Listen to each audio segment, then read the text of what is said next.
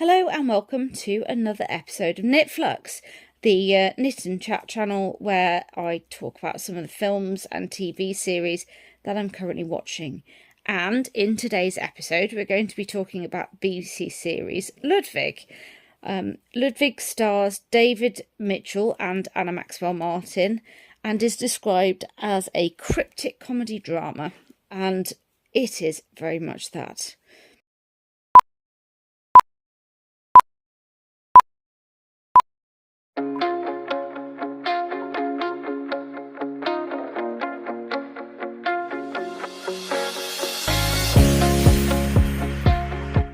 So, Ludwig, this is a really good TV programme. The premise behind it is that David Mitchell plays the central character, John Taylor, whose pen name is Ludwig. He is a puzzle setter for newspapers, magazines and various other media under that pen name. His twin brother, James Taylor, is a detective, and James's wife, played by Anna Maxwell Martin, contacts John to say that he has disappeared in mysterious circumstances.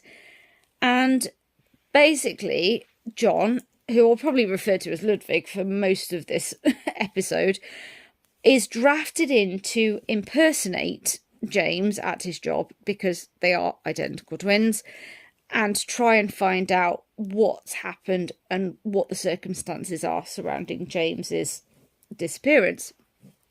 So there's two things going on. You have John pretending to be James doing his detective work, which as a puzzle solver and a puzzle setter, you can kind of gather will go extremely well and he will be able to solve a lot of things. And then you have the background sort of story arc, which is the disappearance of his brother James, and he and his wife, John and James's wife are trying desperately to get as much information as they can, including from James's work, which is why Ludwig, John, is impersonating him. So yes, there's two very good levels on this, but oh my life, let's just talk about the knitting, because let's face it, that's what I'm here to do. So first off, Ludwig, he's sort of very, I'm not going to say typecast for David Mitchell, but he's sort of that sort of gentleman who prefers his own company, and that kind of means that his outfits and sort of dress sense is very much styled the same way. And in the opening scene we see him cooking, and underneath he's wearing, I think it's red and green, a sort of diamond vest top, which looks like it could be knitted, which is obviously really nice and gives him that sort of not academic but sort of cerebral, if that's the right word, sort of vibe to his character. So you get the impression where he's that with that. But the piece de resistance, or the piece to this episode at least, is when he goes over to Lucy's house, which is Anna Maxwell Martin's character. She is wearing an amazing sweater. It's very dark, so I found it quite difficult to sort of pinpoint what the colour was. I think it's a sort of lilac-y blue or a bluey grey, but it's very difficult to sort of gauge what the colour is because sort of the overall aesthetics are sort of dark, not particularly vibrant in the house especially. So it's difficult to tell, but it has these great sort of, I call them ridges, over the sleeves. I'll put a picture in, and it's just absolutely beautiful. And I'm going to insert a little thank you here in a moment, because I became ever so slightly obsessed with this sweater. And when I say ever so slightly, I mean I tried every way of wording the description of the sleeve caps, extended sleeves, blah blah blah, that I could possibly think of, in order to try and find an equivalent pattern to be able to put onto the channel on Ravelry, and I just couldn't find it. I spent hours looking, and so I'm going to insert the little script to say, thank you, and to describe what's happened with that here. I'm doing this bit separately because I may need to refer to my notes. But when I was watching this episode of Ludwig, I got a little bit obsessed with the jumper that Anna Maxwell Martin was wearing, and so I tried unsuccessfully to word the description in any way I could think of in order to get an equivalent pattern in Ravelry or anywhere, as it turned out. And no matter what I put in, the results were just not quite what I was expecting. I tried extended shoulders, shoulder cap, sleeve cap, blah, blah, blah. Anyway, needless to say, it didn't work. And needless to say, I was still very, very hyper-focused on this particular design. So I did what everybody does now that it's a thing, is I put the feelers out on Instagram and Threads and asked the wonderful internet for help in trying to find ways of wording this pattern design to try and find an equivalent pattern that I could put on the channel when I was reviewing this program. And I was not disappointed. So I did say if anyone got back to me that I would give them a shout out, and I will keep up on my promise, because honestly, you guys saved my sanity so much. So the first mention was neurowhatnow on Instagram, who replied to my post and tagged the Knit Pearl girl in it, who they referred to as the Sweater Queen, which, they weren't lying. So thank you to them for asking the Knit Pearl girl's opinion, and she came back with a sort of rough breakdown on how you could achieve the look. As she's a knitwear designer, I have to be honest, it was a little bit foreign languagey to me, but I'm sure that, yes, it potentially would make sense, maybe a little bit further into my my knitting development, which in terms of constructions and different sweater designs is not particularly well versed yet. So then I put the post on Threads as well, just to see what else I would get from that, and I had a couple of really good responses on Threads, as I thought. I'll have to look at my notes. So we had lydiamayhann or Mayan, who suggested a potential construction option, sandwiching a sort of a ridge or something in between the shoulder and the sleeve, sort of to create the overlap looking design. We then had Galimka Knits, who told me that the design feature itself were called welts, which, to be fair, I don't think is a particularly nice way of wording it, but if that's what they're called, that's what they're called, which is great, and suggested obviously there'll be YouTube tutorials about how to make them, which is definitely a great resource for a lot of things knitting. Then we've got Physicsandfibrearts, brilliant name by the way, I thought it was great, who had a pattern suggestion as a Snorkmaiden by Olga Putano, and as a slightly different style. It was more of a sort of frilly shoulder flap, but obviously she said you could look at modifying something like that, but it's sort of similar to what that was, and it was. So that was really nice, and actually a really lovely pattern as well, it looked like. So maybe, I don't know if I'm into thrills, or maybe I might be into frills, but I'm not sure, so we'll have to think about that at a later date. We had another pattern suggestion from Dalmida Crafts, who suggested the Armour Top by Ranti Ehinmola. Obviously, excuse my pronunciation there. Which was another one. It looked like a very fine knit rib or broken rib pattern. Again, I'll put the image up. It looked absolutely beautiful, actually, and definitely something I would consider knitting at some point in the future. So I will pin that one on my Ravelry.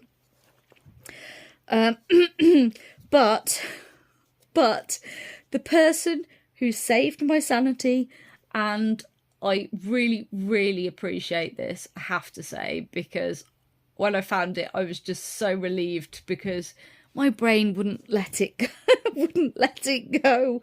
Anyway, so Needle Wheel Loom on Threads, she sent me a pattern list that somebody had uploaded onto Reddit, for somebody who was asking for, patterns with dramatic sleeve design detail. And it was a bundle on Ravelry by Nia K. Again, I'll put the name on the screen. And the pattern that I found is the Jane sweater by Gregoria Fibres. And I looked at it and I just thought, yes, that is it. So here is the pattern that I found. Big, big, big thank you to Needle Wheel Loom. And I've just had a look at their first foray into YouTube channels. As the name suggests, more of a spinning channel than a knitting or anything channel. But I have to say that the fibres she was working with in her first video, absolutely stunning, sort of electric blue nearly. And yeah, absolutely beautiful work there. So it'll be interesting to see how her channel develops. And it's always nice to give a bit of a shout out to, a fellow noob, a fellow fellow baby YouTuber, as we sort of try and make our way into the world of making videos here. So big thank you to absolutely everyone who saved my sanity on that. There was some great food for thought there, some absolutely lovely additional patterns, and I was just happy that I found one that looked like it could have been the one she was wearing in that episode. So thank you. And now I'll get back to actually talking about Ludwig. Finally being able to move on from that glorious sweater. The last sort of really striking piece of knitwear that I wanted to mention is that during the series there are some flashbacks to both John and James when they were younger, and John looks like he's wearing a knitted colourwork jumper, sort of quite reminiscent of the sort of, I think it's the 70s, I guess. I'm trying to think how old he would be there. But yeah, it looks like a really nice colourwork. I'm pretty sure it is a knit piece. It is difficult to tell in some lights. But it just seemed like a really, really nice design. So that's it for the knitwear. Moving on to the next segment, which of course is, will they knit? So looking at the characters, John Taylor, would he knit? I mean, he in and of himself is very much focused on his puzzle setting and things like that. I could potentially see him as a sort of maybe a basic knitter just to ease his mind while he's thinking about stuff, but I don't know. Don't necessarily see him as the knit type. Lucy, Anna Maxwell Martin's character, she could potentially be a knitter, but I see her as somebody who appreciates wearing knitwear more than actually sort of making it herself. However, I could see her as doing potentially like other crafting. She is a photographer in this, so obviously she is quite a creative character in that respect during this anyway. I do apologise, I'm on the sleeve level, so I'm it's not long enough to just twist the sleeve round. I hate sleeves. So yes, I see her as potentially a crafter, maybe as well as the photography, but maybe not necessarily a knitter. There is another character who works with John/James in the police station, and I'm trying to think of what the character's name is. I'll insert it here. She strikes me as somebody maybe who crochets, but I reckon, looking at this character, and I reckon she'll be a crafter. There'll be some craft going on, but I would reckon, maybe yarn-wise, I reckon she'd be a crocheter. But apart from that, I think most of the other characters are pretty much probably not. Probably. And last but not least, knitworthy characters. Yeah, of course, Ludwig and Lucy have both proven themselves to be knitworthy characters by wearing knitwear, which helps. So, looking at some of the other characters, again, the person who is in the police department as well, I think should be a knitworthy person. I would actually like to see his partner, whose name also escapes me. I would also like, I reckon I could see his partner in some nice sort of classy, well-designed knitted jumpers. So I genuinely think that he would be very knitworthy as well. However, having said that, working in the police, obviously married to the job and things like that, maybe when it comes to actually looking after knits and being knitworthy, maybe we're looking potentially the two main characters, Ludwig and Lucy, really. And so that's pretty much it for Ludwig. I highly recommend it as a TV programme, especially if you like sort of irreverent police, comedy drama things, not too serious, but also something that's got a little bit of intellect about it. It's not just about the solving the murders and the crimes and things. It's also about the overarching mystery that you've got in the background as well. And the acting is absolutely impeccable. Anna Maxwell Martin definitely sticks out in this role as, her portrayal of the mum. She's essentially a single mother to her teenage son, while her husband has disappeared. So she plays brilliantly, the mother tempering, still being a mum, whilst also trying to figure out what's happened to her missing husband, with a very intelligent teenager who is also, aware of what's going on and aware that the father's potentially in danger and things like that. And it also shows a real sensitivity between her and Ludwig's character, that it's like she accepts him being who he is, and kind of you get the impression that she wishes he was more involved in their lives, but sort of accepts that, he is the way that he is.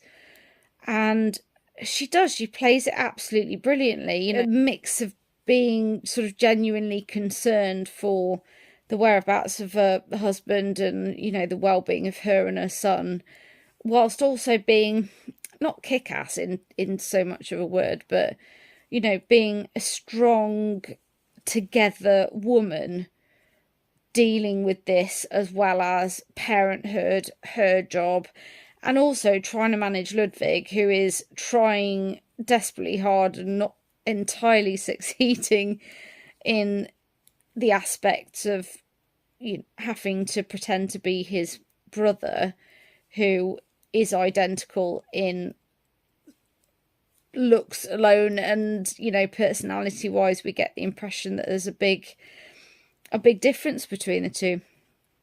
So yeah, genuinely a fun program to watch. kind of easygoing, but yeah, with some depth to it, which makes it a good watch. And keep an eye out, because a few episodes in, there's some lovely other pieces of knitwear that, or potentially knitwear, it's difficult to tell in the dark, but some gorgeous outfits being worn by a Maxwell Martin. So you won't be disappointed on the knitwear level for this programme. Anyway, I shall leave you all to it, and happy viewing. That's it for this episode of Knit Flux. Thank you very much for watching. I hope you enjoyed the episode. We'll see you again in the next one. All the links and information are down in the description, and if you want to get in touch and let me know if there's anything knitworthy or anything you'd like me to review, then let me know.